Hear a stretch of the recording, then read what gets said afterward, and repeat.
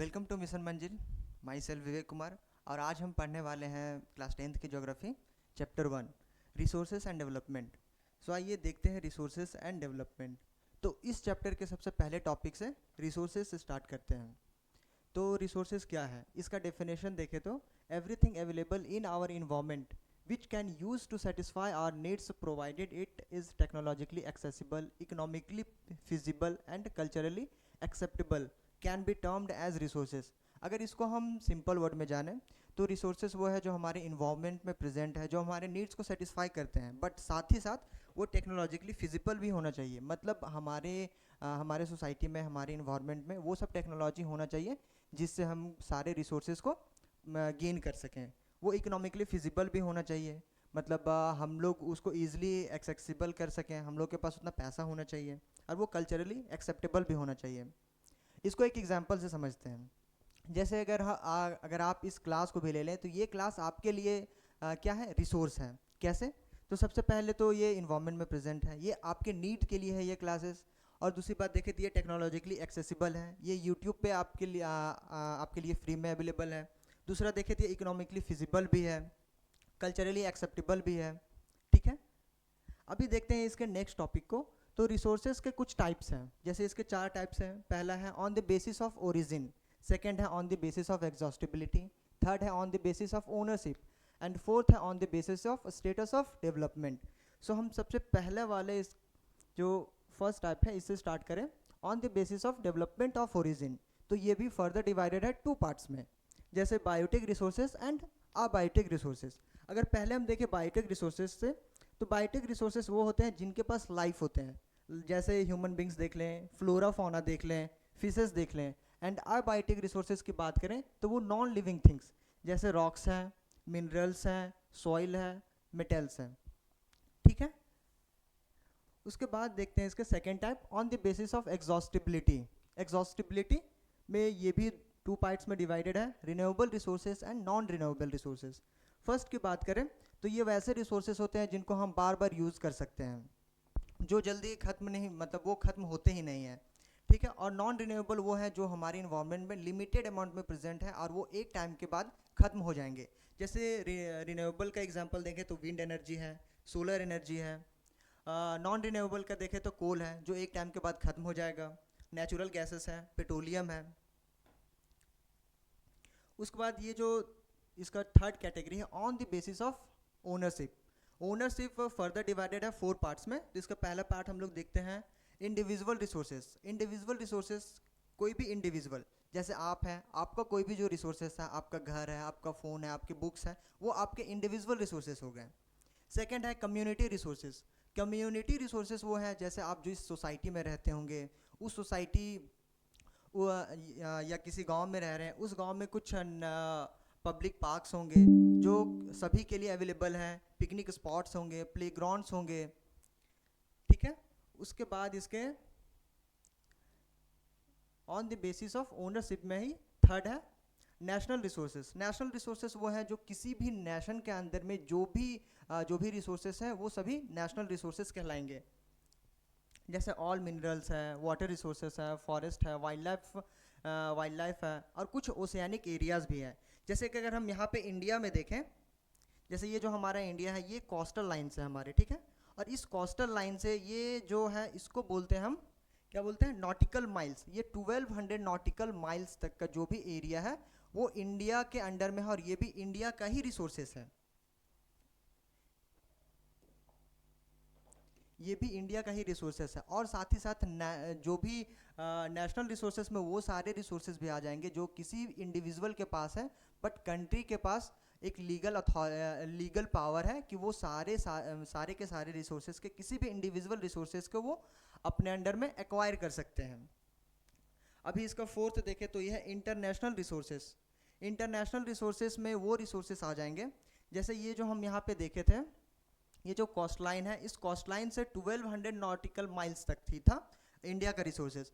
But यहाँ से जो भी कोस्ट लाइन है या जो भी अदर कंट्रीज़ को जो कोस्ट लाइन्स होते हैं, उससे अगर हम 200 नॉटिकल माइल्स के बाद, उसके बाद का जो भी एरिया है उसको ओपन सी बोलते हैं। एंड उस ओपन सी में कोई भी कंट्री किसी भी तरह का अपना मोनोपोली नहीं दिखा सकता है। तो उसके लिए इंटरनेशनल ऑर्गेनाइजेशंस हैं जो कि उसको कंट्रोल करते हैं, एंड वो जो भी जितने भी ओपन सीज हैं वो सारे के सारे इंटरनेशनल रिसोर्सेज के अंडर आते हैं। अभी फोर्थ देखें, on the basis of status of development, तो ये भी फर्दर कुछ पार्ट्स में डिवाइडेड है। जैसे कि पहला देख लेते हैं पोटेंशियल रिसोर्सेज। तो पोटेंशियल रिसोर्सेज वो रिसोर्सेज हैं जो किसी भी रीजन में वहाँ का पोटेंशियल है उस रीजन का रिसोर्सेज डेवलप करने का, बट वो एरिया वो डेवलप कर नहीं रही है। जैसे एग्जांपल में देखें, राजस्थान है, गुजरात है। राजस्थान में आप तो जानते हैं वो सैंड वाला एरिया है, वहाँ पे बहुत ज़्यादा धूप पड़ता है, विंड भी बहुत है, जहाँ पे हम लोग easily wind energy and solar energy को गेन कर सकते हैं, ऑपरेट कर सकते हैं, बट वहाँ पे यू अभी तक नहीं कर पाए हैं। क्यों नहीं किए हैं? उसका एक ही रीज़न है, क्योंकि इन सभी को सेटअप करने में जो भी इंस्टॉलेशन का कॉस्ट आएगा वो बहुत ज़्यादा हाई है, मतलब वहाँ पे इन्वेस्टमेंट बहुत ज़्यादा करना होगा। और दूसरा है डेवलप्ड रिसोर्सेज। ये वो रिसोर्सेज है जो ऑलरेडी डेवलप्ड है हमारे सोसाइटी में, जैसे कोल है, नेचुरल गैस है, पेट्रोलियम है। और इसी का थर्ड पार्ट है डेवलपमेंट ऑफ स्टेटस का स्टॉक वो है जो हमारे इन्वायरमेंट में प्रेजेंट है, बट उसको अभी तक हम लोग के पास ऐसा टेक्नोलॉजी नहीं आ पाया है कि उसको हम यूज़ कर सकें। जैसे वाटर का केमिकल फार्मूला क्या होता है? H2O होता है। अब H2O में क्या है? ऑक्सीजन भी है, हाइड्रोजन भी है। और हाइड्रोजन को हम जानते हैं वो रिच सोर्स होता है एनर्जी का, बट उससे हम लोग अलग नहीं कर सकते हैं। अगर अलग कर पाते तो हम लोगों के लिए बहुत ज़्यादा बेनिफिशियल होता। तो वो क्या हो जाएगा? H2O वो स्टॉक हो जाएगा। अब रिजर्व की बात करें तो ये वैसे रिसोर्सेज हैं जो हम फ्यूचर जनरेशन या फ्यूचर यूज़ के लिए बचा के रखे हैं। जैसे हमारे यहाँ पे फॉरेस्ट बचा के रखे हैं, जो डैम्स में वाटर कंजर्व करके रखे हैं। उसके बाद फिर जो ये एक और कैटेगरी है डेवलपमेंट ऑफ ये कैटेगरी नहीं, ये नेक्स्ट टॉपिक है चैप्टर का, डेवलपमेंट ऑफ रिसोर्सेज। जैसे रिसोर्सेज का हम लोग इतना ज़्यादा डेवलपमेंट किए हैं, डेवलपमेंट करने में रिसोर्सेज का बहुत ज़्यादा यूज़ किए हैं इनडिस्क्रिमिनेटली तरीके से, मतलब कि हम अपने मनमौजी तरीके से रिसोर्सेज का इतना यूज़ किए हैं कि रिसोर्सेज क्या हो रहे हैं, धीरे धीरे ख़त्म हो रहे हैं। जैसे डिप्लेशन फर्स्ट है, डिप्लेशन ऑफ रिसोर्सेज धीरे धीरे ख़त्म हो रहे हैं। हम लोग इतना ज़्यादा पेड़ कटाई कर रहे हैं कि डिफॉरेस्टेशन बढ़ते ही जा रहा है, इतना ज़्यादा माइनिंग कर रहे हैं, इतना ज़्यादा एयर पॉल्यूशन हो जा रहा है कि जो ओजोन लेयर डिप्लेशन हो रहा है।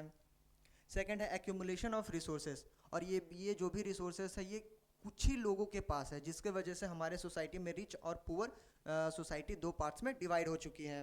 और इसी के वजह से जो भी ग्लोबल इकोलॉजिकल क्राइसिस भी आया है, जैसे आप जान सकते हैं लैंड डिग्रेडेशन, ग्लोबल वार्मिंग, आए दिन तो सुनते रहते हैं, जब भी गर्मी का मौसम आता है उस टाइम पे ozone layer depletion, environment pollution, ये भी बहुत ज़्यादा न्यूज़ में है।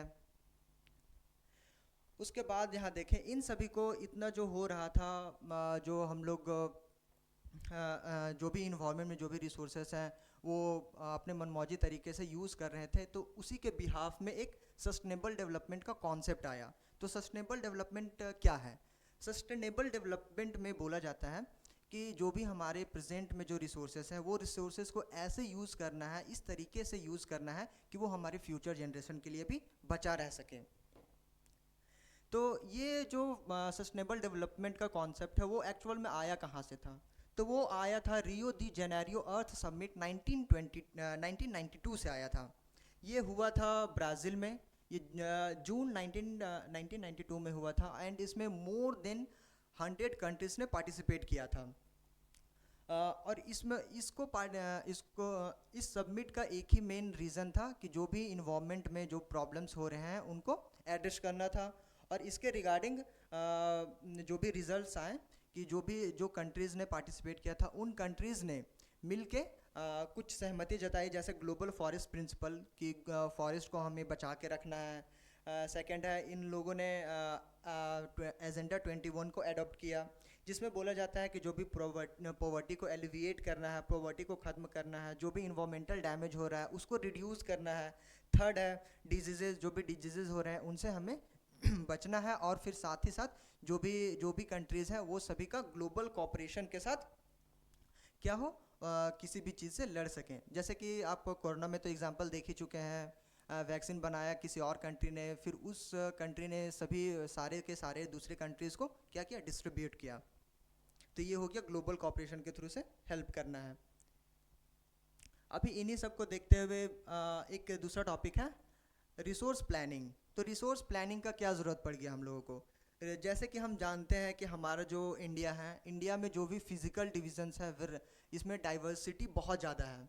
जैसे हम देखते हैं कि इधर माउंटेन्स है, इधर प्लेट्यूज़ है, इधर डिज़र्ट है, ये कोस्ट लाइन्स है। तो यहाँ पे बहुत ज़्यादा फिज़िकल डिविजन्स है इंडिया में। तो जिसके रिगार्डिंग यहाँ पे जो भी रिसोर्सेस है वो अनइवन तरीके से डिस्ट्रीब्यूट है। जैसे कि हमारे झारखंड में कोल बहुत है, यहाँ पे wind energy, solar energy, Gujarat Rajasthan में अभी हम पहले ही पढ़ चुके हैं। इधर ये कोस्ट लाइन्स है, यहाँ प्लेट्यूज़ हैं, मिनरल्स बहुत ज़्यादा मिलते हैं। तो इस तरीके से, और जैसे कि इधर देखें तो कुछ कुछ रीज़न में तो रिसोर्सेज वो तो है ही नहीं, या हैं भी तो उसको यूज़ नहीं कर पा रहे हैं। तो जैसे कि यहाँ पे कुछ एग्जांपल्स हैं, झारखंड, छत्तीसगढ़, मध्य प्रदेश में यहाँ पे कोल रिसोर्सेज बहुत ज़्यादा हैं। राजस्थान में देखें तो वो सोलर एनर्जी और विंड एनर्जी बहुत ज़्यादा है, बट उसको यूज़ नहीं कर पाए हैं। बट वहाँ पे क्या है, साथ ही साथ में वाटर का लैक ऑफ वाटर है, वाटर की कमी है वहाँ पे, जिसके वजह से ये जो अनइवन तरीके से जो डिस्ट्रीब्यूट है उसको उसी के लिए हम लोगों ने रिसोर्स प्लानिंग का कॉन्सेप्ट लाया था, और इसको नेशनल, स्टेट और रीजनल लेवल और लोकल लेवल्स पे भी इसको इसको इम्प्लीमेंट करना है। अभी थर्ड जो नेक्स्ट टॉपिक है रिसोर्सेज प्लानिंग इन इंडिया। तो रिसोर्सेज प्लानिंग इंडिया में कैसे होता है? तो फर्स्ट है इसको identification and inventory of resources. पहला तो सर्वे करना है, सेकंड मैपिंग करना है कि रिसोर्सेज कहाँ पे है, चेक करना है रिसोर्सेज कितना है, फिर मेजरमेंट करके उसको एक्सट्रैक्ट करना है। एंड सेकंड है इन्वॉल्विंग एंड प्लानिंग स्ट्रक्चर। इसमें देखना है कि हम लोगों के पास जो भी रिसोर्सेज है उस रिसोर्सेज को एक्सट्रैक्ट करने के लिए क्या हम लोगों के पास प्रॉपर टेक्नोलॉजी है, क्या स्किल्ड वर्कर्स हैं, और अगर ये सब है तो उन सभी को मैनेज करने के लिए क्या कोई प्रॉपर इंस्टीट्यूट है। फिर थर्ड में है कि उसमें देखना है कि जो भी हम रिसोर्स प्लानिंग जो भी कर रहे हैं वो क्या नेशनल डेवलपमेंट प्लान से मैच कर भी रहा है या नहीं। जैसे कि इंडिया में तो हम लोग जानते हैं कि रिसोर्सेज बहुत ज़्यादा है। ये भी कहीं ना कहीं एक रीज़न था जो कि ब्रिटिशर्स को अट्रैक्ट करता है इंडिया में आने के लिए। थर्ड देखें तो कंजर्वेशन ऑफ रिसोर्सेज। अभी इन्हीं सब को देखते हुए हम लोगों को रिसोर्सेज को कंजर्व करना है, जैसे जो सस्टेनेबल डेवलपमेंट में हम लोगों ने पढ़ा है। तो इसके रिगार्डिंग बहुत से हमारे जो प्रोमिनेंट लीडर्स रह चुके हैं उन लोगों ने इन क्या रिसोर्सेज पे कुछ कोटेशन कहा था। जैसे हमारे गांधी जी ने कहा था, there is enough for everyone's need and not for anybody's greed. मतलब कि हमारे जो रिसोर्सेज है वो हमारे लिए इनफ है, हमारे यूज़ के लिए इनफ है, बट वो किसी के ग्रीड के लिए, किसी के लालच के लिए इनफ नहीं है। नेक्स्ट टॉपिक है लैंड रिसोर्सेज। तो लैंड रिसोर्सेज से हम लोग नेक्स्ट क्लास में स्टार्ट करेंगे। आई होप ये क्लास आपके लिए बेनिफिशियल हो। Thank you.